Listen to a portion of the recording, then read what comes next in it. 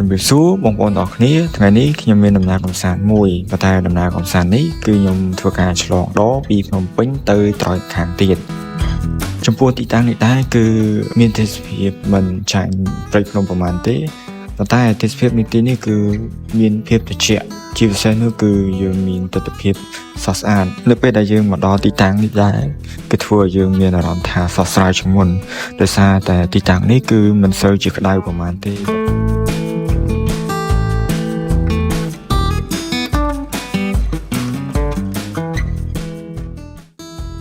បងប្អូនទាំងអស់គ្នាថ្ងៃនេះគឺខ្ញុំចេញដំណើរ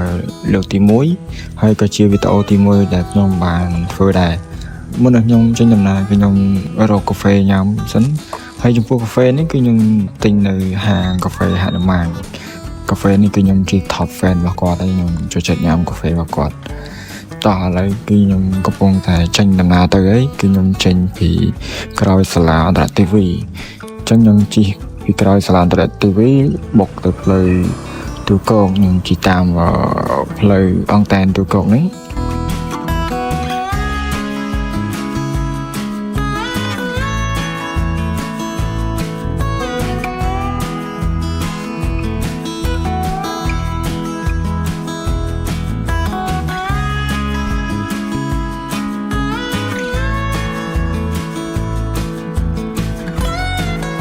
តែខ្ញុំគឺខ្ញុំជិះពី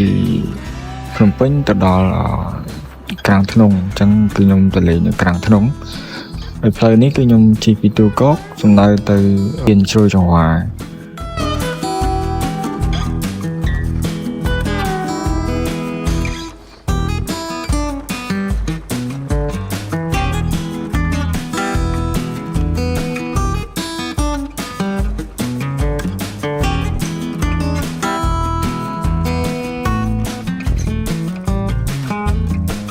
ឥឡូវនេះដែរគឺខ្ញុំបានមកដល់ស្ពានជ្រោយចង្វាមុននឹងទៅដល់ស្ពានជ្រោយចង្វាគឺខ្ញុំបានជិះឆ្លងកាត់នៅរង្វង់មូល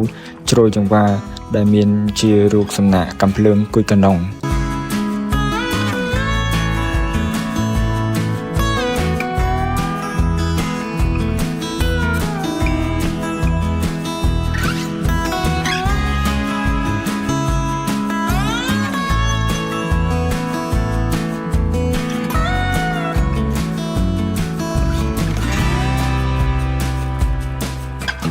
ចំពោះទេសភាពនៅលើស្ពានជ្រោយចង្វានេះដែរគឺមើលទៅមានអគារខ្ពស់ៗស្អាតមែនទែនអ្នកទាំងអស់គ្នា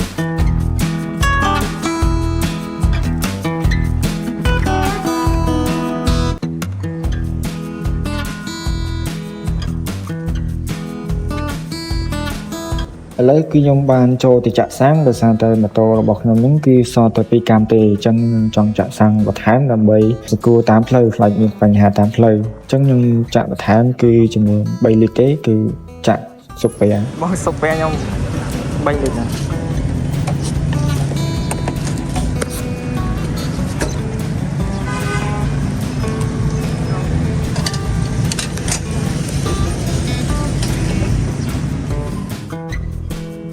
បន្ទាប់ពីខ្ញុំបានចាក់សាំងរួចហើយគឺខ្ញុំបានធ្វើដំណើរបន្តទៀតបន្ទាប់ពីខ្ញុំចាក់សាំងហើយគឺខ្ញុំបានជិះទៅផ្លូវខាងស្ដាំដៃគឺផ្លូវទៅខាងសាលាណូតុន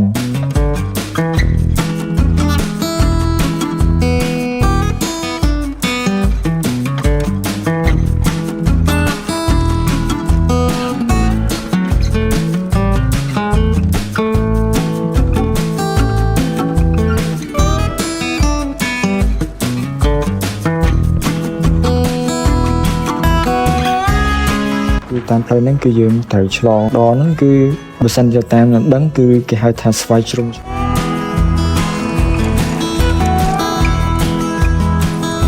ពោះការឆ្លងដងនេះដែរគឺខ្ញុំអស់តែ1500ទេដោយសារតែខ្ញុំមានម៉ូតូមួយគ្នា2នាក់អស់ណាបង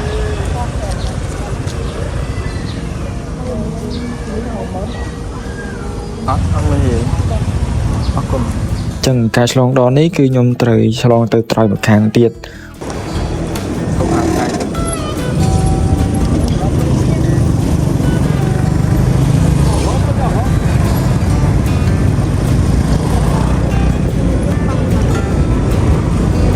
ឈប់បន្ត ស្រោចទឹកទៅលើអញ្ចឹងមូលហេតុដែលខ្ញុំឆ្លងដនេះគឺខ្ញុំឆ្លងដើម្បីទៅត្រយម្ខាងទៀតដើម្បីទៅលេងនៅខាងចំការធ្នង់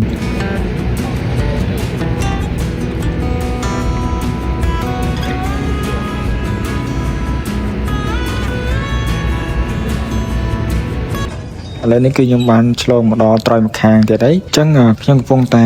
ឡើងទៅត្រយម្ខាងទៀតដើម្បីទៅគោលដៅរបស់ខ្ញុំ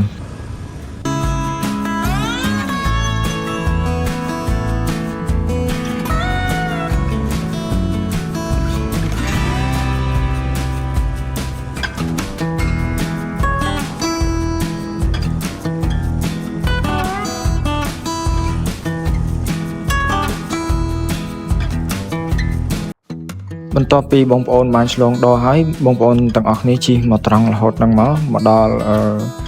ដល់ខ្លងទ្វារវត្តស្វាយជ្រុំនេះបងប្អូនធ្វើការបត់មកខាងឆ្វេងដៃដើម្បីបន្តដំណើរខាងមុខទៀត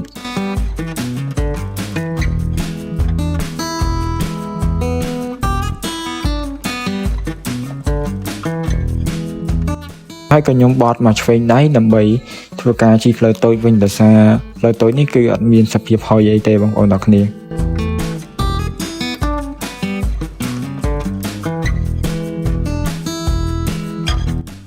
ពេលដែលខ្ញុំបានជិះមកដល់តំបន់នេះគឺខ្ញុំមានអារម្មណ៍ថាដូចជាបានមកលេងស្រុកចឹងគឺអារម្មណ៍ស្រស់ស្រាយមែនទែននៅពេលដែលបានជិះម៉ូតូលំហែកាយបែបនេះគឺខ្ញុំរំភើបហើយខ្ញុំចូលចិត្តនៅអារម្មណ៍មួយដែលនៅពេលដែលយើងធ្វើដំណើរហើយយើងជិះកាត់ស្រុកភូមិគេមានអារម្មណ៍ថានឹកស្រុកខ្លួនឯងមែនទែនអ្នកនរគ្នាចឹងឥឡូវនេះគឺខ្ញុំមើលទៅខាងមុខទៅគឺឃើញមានគេធ្វើផ្លូវដូច្នេះហើយគឺខ្ញុំបានបត់មកឆ្វេងដៃមកវិញគឺខ្ញុំ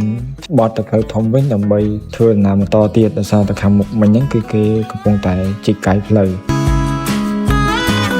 ហើយមកដល់ទីតាំងនេះគឺខ្ញុំបានបត់មកឆ្វេងដៃហើយខ្ញុំទៅត្រង់រហូតគឺយើងមកដល់ផ្លូវធំយើងវិញហើយ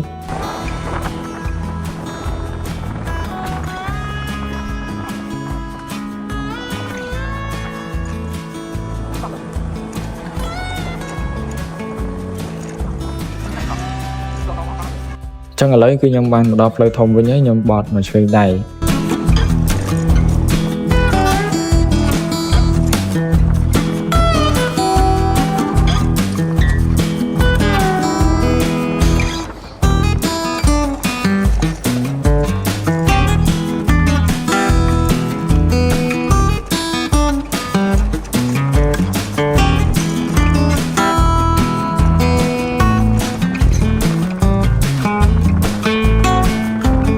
ចឹងបងប្អូនអរគ្នាបើសិនជាបងប្អូនដល់កន្លែងនេះគឺខាងមុខមានកាមេរ៉ាហ្នឹងគឺបងប្អូនបត់មកស្នាមដៃបងប្អូនអរគ្នាមកដល់ទីតាំងនេះបងប្អូនត្រូវតែបត់ស្នាមដៃបើសិនជាឥឡូវនេះគឺខ្ញុំច្រឡំផ្លូវដោយសារខ្ញុំភ្លេចផ្លូវគឺខ្ញុំជិះហួសបានជិះហួសទៅខាងនោះ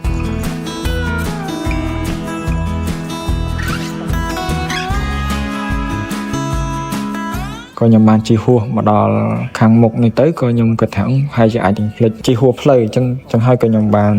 ឈប់នៅមើល map នៅលើទូរស័ព្ទហើយបានខ្ញុំឃើញ map ថាជិះហួសហើយក៏ខ្ញុំបានបកខាងក្រោយវិញបងប្អូនអរគ្នា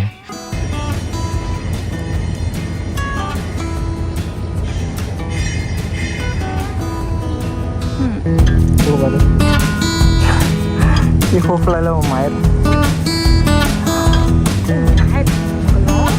ដី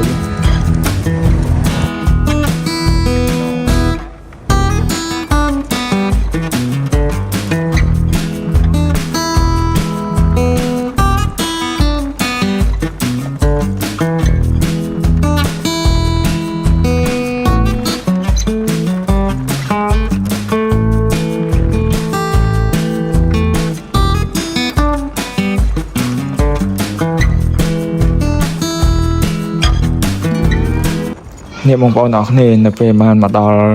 ខ្លងទ្វារវត្តនេះហើយគឺយើងធ្វើការបត់មកស្នាមដៃប៉ុន្តែគឺខ្ញុំជិះហួសគឺខ្ញុំបត់ទៅឆ្វេងដៃវិញបងប្អូនអរគ្នា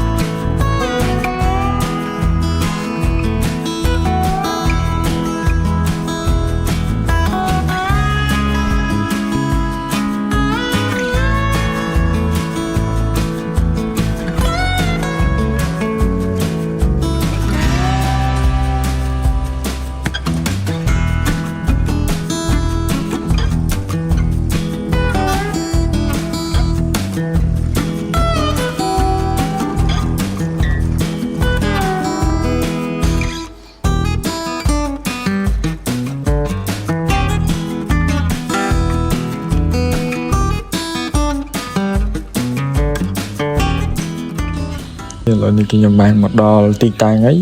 ហើយឥឡូវនេះគេខ្ញុំកំពុងតែរៀបចំឲ្យបងទុកដាក់ដើម្បីងាយស្រួលនៅពេលយើងមកវិញយើងធ្វើដំណើរបន្ត